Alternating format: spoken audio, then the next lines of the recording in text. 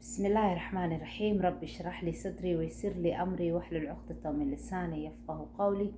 صلى الله على سيدنا محمد وعلى آل سيدنا محمد كما صليت على إبراهيم وعلى آل إبراهيم إنك حميد مجيد. السلام عليكم ورحمة الله وبركاته. kusoo dhawaad jaralkeena gacmo furan iyo qalbi saafia. waa idin soo dhaweynaya Soomaali weyn, waan idin salaamaya meel walba joogtaan. maalin wanaagsan. maanta mawduuceena ama barnaamijkeena waxa uu ku saabsan yahay dadka adiga ku nacaayo maxay ku nacayaan. wax sabab la'aan ma jirto. mararka qaar waxaa laga yaabaa inaad aragtid dad adiga ku nacaayo sabab la'aan, laakiin sabab ayaa jirta. sababtaas oo adiga kaa dahsoon ama kaa qarsoon oo aadan arkeynin. waxyaabo dabiici oo la isku nooc ayaa jirta oo caadi ah, sida qofka in aad tahay qof xuduudiisa gudbaya. qofna ma jecla qof xuduudiisa soo gudbaya. qof walba wuxuu rabaa xuduudiisa inay ammaan u ahaato ayuu rabaa. haddii aadan ahayn qof dadka ku xadgudba oo xuduudda dadka ilaaliya, haddii aadan ahayn qof dadka wax weydiista oo baridiisu ay badan tahay, haddii aadan ahayn qofka namiimka ah oo dadka isku dira sa wax lagu naco oo qarsoon ayaa jiro oo adiga aadan ogeyn. sabab ayaa jirta. waxaa jirta caamatan dadku ay necab yihiin sama qofna ma ogolo qof kaleenta in xuduudiis la galo. taas waxaa waaye naceebka oo sababta oo dabiiciga ah oo caadiga ah.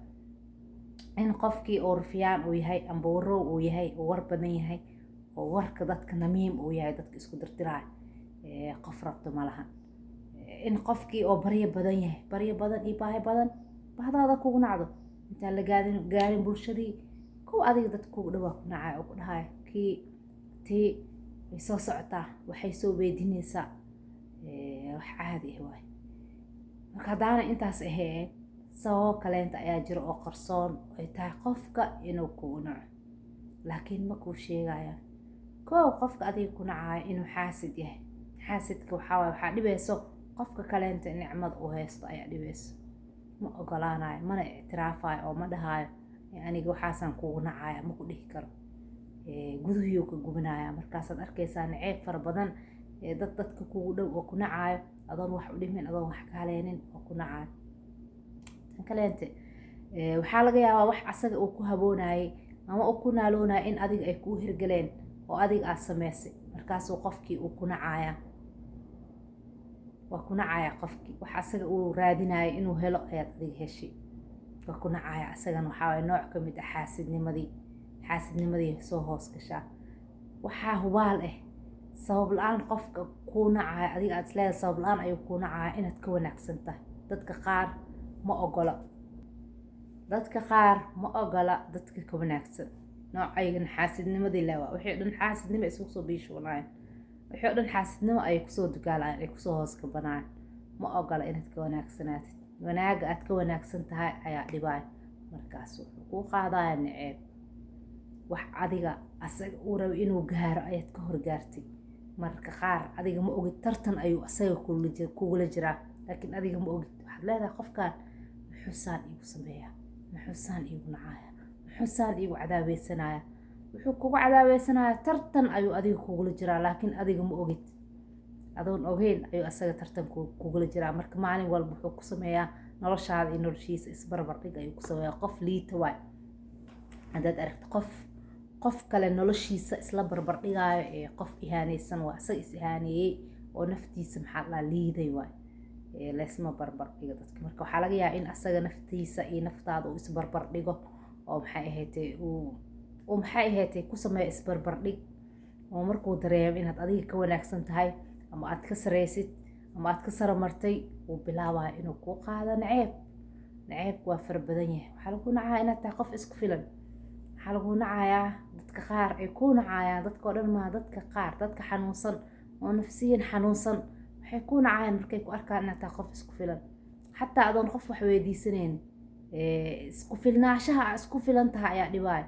dadka qaar waxay dhibsanayaan ama ay kugu nacayaan hadafka noloshaada oo aad xaqiijinaysid adoo lagaa amaahiraayo, adoon dad wax u dhimeynin. keliya waxay kugu haystaan waay oo taqaanaa sida hadafkaaga aad u ceersatid ay kuu nacayaan. dadku waa noocay badan yihiin, laakiin asalka waxaasoo dhan waxay isugu soo biishoonayaan xaasid. xaasidkana ma guuleysto. xaasid haddii aad aragtid qof xaasid ma guuleysanayo. dadka qaar waxay ka caroonayaan markaa tiraahid aniga heblaayo waan guursaday, dadaa ka caroonayo, way ka caroonayaan, xaasidnimaday ka mid tahay. dadka qaar markaa tiraahid heblaayo aniga cunugaan dhalay, way ka caroonayaan, wejigooda isbedelaya hadday ka hor fadhiyaan, amba ay ku imaadaan amba ay maqlaan inaad uur yeelatay, wejigooda isbedelaya. waxaa waaye diidmo ay diidayaan. xaasidkan wuxuu diidaa mar walbo waxyaabaha asaga aan awood u lahayn oo ilaahay agtiisa ka imaanaya xataa wuu diidaya. wuxuu diidayaa waxa adiga aad haysatid, diidmo waay. wuxuu diidayaa waxaas adiga aad sameysay oo mararka qaar asaga uu rabo inay tahay inuu sameeyo, mararka qaarna maba rabo inuu sameeyo laakiin waa dhibsanaya, waa diidaya. markaasaad arkaysaa qof adiga aad leedahay aniga qofkaan wax uma dhimin, wax ma ka haleynin, waay uu naceebkaan faraha badan uu ii waaya, waay uu i cadaaweysanaya, sababta uu i xiqdinaya maxay tahay, sababta uu xumaan ila daba taagan yahay maxay tahay, sababaa intaas isuu soo biishoonaya. koob inaad dantaada taqaanid, qofka dantiisa yaqaano waxaa waaye dad badana waxaad arkaysaa markaad dantaada baratid, dantaada aad sida loo raacdeysto amba loo bursado aad baratid oo tiraad aniga danahayga aqaana, cadaawo badanaa kuu soo baxaysa. markaad hadafkaaga aad xaqiijinaysid cadow badanaa soo baxaayo, kuwa ku nacayo oo turanturooyin weliba kuu dhigaayo. haddii naceeb keliya ay kugu ekeeyaan dadka qaar maasha allah waay, waxa maysan sameyn. dadka qaar waxaa waaye waxay kuu dhigayaan dhagaxay kuu dhigayaan. hadafkaaga markaad ordaysid ood leedahay ceerso hadafkaaga amba bursa aad dhehaysid, waxay kuu dhigayaan turanturooyin si aad u dhacdid. dadka qaar lugtay kaasoo qabanayaan, waxay ku leeyihiin maya ma ogolaanayo qofkan inuu gaaro hadafkiisii. adiga maad gaartid, maxaad qofkaa lugaha u qabanaysaa? adiga xaasidka ahow maad gaartid, maad ka sara martid, waa adiga tartanka ku jira maad tartankaagii si nadiif ugu jirtid ood u hormartid, ood ka hormartid inta lugaha aad qaban lahayd aad dadaalkaagii aad laba laabtid. marka dadka qaar way isweydiinaya, waxay leeyahay aniga dadaa wax ka haleynin oo waxaan arkayaa iska keena oo weliba si bareer u dhahayo. dadka qaar bareer ay u dhahayaan markaad ka maqan tahay saaxiibadaa kale ay waxay u dhahay heblaayo waaba necbahay aniga, hebel aniga waa iska necbahay. sababta aad u necbtahay maxay tahay? heblaayo iyo hebel maya waaba iska necbahay, sabab ma jirto, sababaa jirto. marka sababaa jirto. si walbo qofka bini aadanka oo qalbiga wanaagsan leh qof ma nici karo. inaad qof nacdid wax weyn waaye. qof ilaahay khalqay inaad nacdid sabab la-aan weliba adoo sheeganaya waa iska necbaa dhaadhees. qofka xataa hadduu ku dhibaateeyo waxaa waa ilaahay kusoo hanuuniya inaad tiraahdaa qalbigaaga adan naceeb iyo xaqdi aadan ugu qaadin.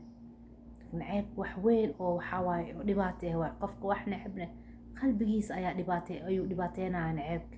marka qalbigaaga uu ka buuxo xaqdi iyo xumaan iyo naceeb uu ka buuxo aday kula degaysaa. heer ma gaaraysid, horumar ma gaaraysid markaad noqotid xaasid oo wax nacaayo oo horumarka walaalkiisa dhibsanaayo. dadka oo dhan inay horumaraan jeclahay sooma inaad jeclaatid waay. qofka walaalkaa mar walba uu horumaro, mar walba adiga aad nabad dareentid sooma, mar walba oo deganaansho aad dareentid waay. qofka saaxiibkaa markuu guul gaaro waa in guushaada kaleeto ay ahaataa, waa inaad ku faraxdid. waayo qofkan haddii beri uu dhib ku dhaco dhibkii adigu ku imaanayo, soo adiga ma ka xanuunsanaysid qof walaalkaa soo kama xanuunsanaysid qof walaalkaa oo dhiban, soo kama xanuunsanaysid qof saaxiibkaa oo duruufi la degtay oo aadan caawin karin. xataa haddii aad caawin karto sooma qurux badan inuu asaga isbixiyo, qofka uu noqdo qof isku filan maasha allah tabaaraka allah. marka qof walba waxaa loo rajeeyaa kheyr, waxaa loo rajeeyaa wanaag, inaad jeclaatid dadkoo dhan qasab maaha, laakiin in aadan naceeb qalbigaaga ku qaadin ayaa qasab. waayo naceebkaas adoo kula degaya wax qurux badan maaha. qof in la nacana wax weyn waay.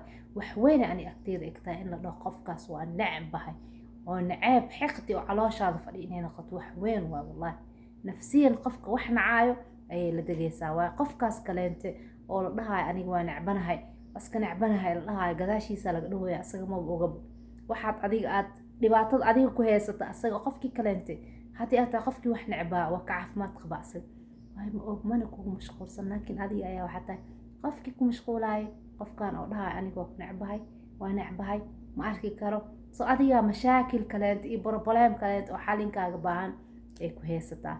waa qofka wax oo la nacaayo ma oga danihiisu kaa raacanaya ma oga mararka qaar shaqana kuguma laha mana kugu mashquulsana saas daraadeed nabad ayuu ku noolyahay marka dad boo isweydiinayna anagoo dhan Soomaha waxaan aragnaa dad xagxaganayo oo kaligaa maha dad badan waa haddii adiga ay kugu dhacday daawade dad badan waa wal badan yahay dad badan ayay haystaa dhibaatadaas oo qofkii maxay ahaatay aad u malaynaysid malaysasho ma hubaal oo ku dareensiinaya inuu tartan kugula jiro noloshii qof nolosha tartan kugula jiro malahan qof walba wixii ilaahay u qoray risqiisa ayuu dunida ka qaadanaya qofka adiga aad isla barbar dhigaysid aad nacaysid aad leedahay waa necbahay markaad dareentid inuu tallaabo qaaday ama uu ka hormar ama wax ay u hirgaleen waxa adiga aad u malaynaysid oo adiga ku farxad geliyo asaga aad leedahay waxaas u hirgalay aad leedahay asaga wax caadi inay u yihiin laga yaabo waaw inaysan qeena laga yaabo waxa uu ku higsanayo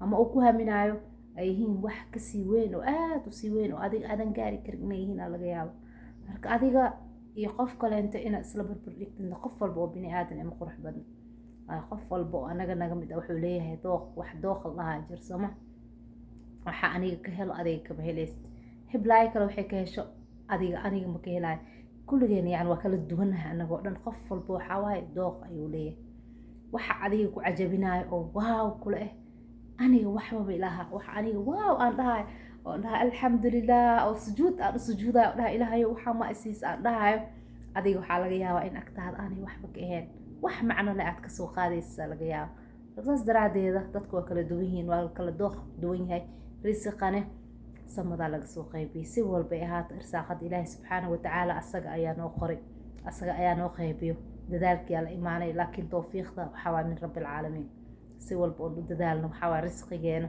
ma xadidi karna anaga ilaahay hadaanu noo xadidin oo nan siinin marka